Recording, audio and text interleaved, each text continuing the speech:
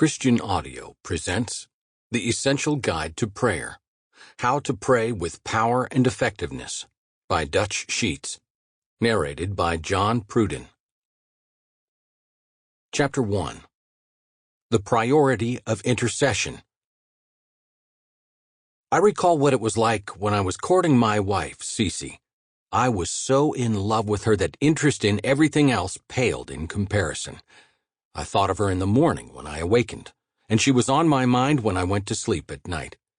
When we were separated by distance, I was miserable and wrote to her nearly every day. When the time of separation ended and we were together again, I wanted her to always be at my side. Her company was and remains my greatest earthly joy. I like to think of my prayer times as courting God. Sometimes I refer to them as prayer visits, conversing with God as I would with a close family member or friend. I no doubt spend more time doing this than I do making requests. The famous verse in Proverbs that says, "In all your ways acknowledge him, and he will direct your paths," Proverbs chapter 3, verse 6, New King James Version, could be translated, "In all your courting, seek intimacy with him first." In other words, we are to court God ahead of people, money, success, or any other thing we might seek. As we do, this becomes our greatest motivation for prayer. The following is a striking example of the motivating power of love. Alvin Strait, a 73-year-old man from Lawrence, Iowa, wanted to visit his 80-year-old brother in Blue River, Wisconsin, who had recently suffered a stroke. The only problem was Alvin didn't have a driver's license due to his poor eyesight.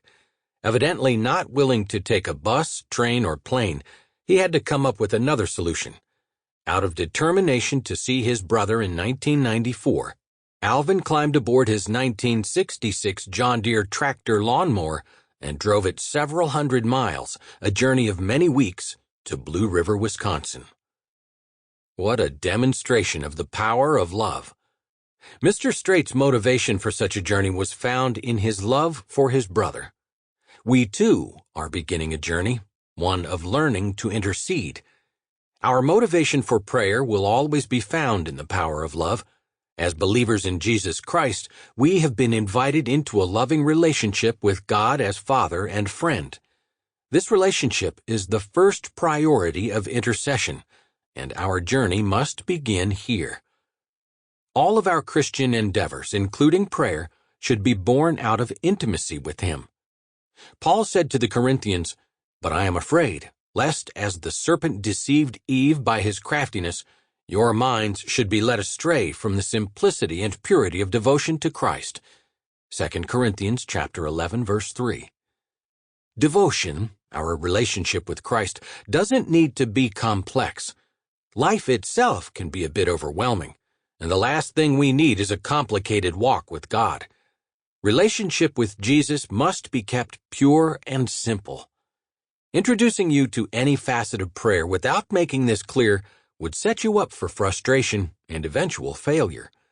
Our motivation for prayer must be relationship, communing with God. I emphasize this not because it's true, but also because our human tendencies and needs sometimes cause us to miss this critical starting place in prayer. We are so often cart before the horse people.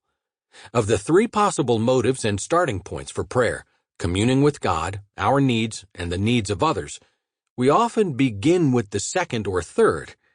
However, when Jesus was asked to teach his disciples to pray, he didn't begin with, "Our provider, who art in heaven, generous be thy name." Nor did he encourage us to start with, "Our Master, who art in heaven, assignment giver be thy name." No. Jesus settled the matter once and for all in the only model prayer he ever gave us when he instructed us to begin this way: "Our Father." See Matthew chapter 6, verse 9. Why is this so important? Because no relationship built around using another person becomes lasting and meaningful. On the other hand, loving relationships built around true communion and the pleasure of friendship always result in the serving of one another. Paul said his love for God, not duty or reward, constrained him to serve God. See 2 Corinthians chapter 5, verse 4. Sample complete. Ready to continue?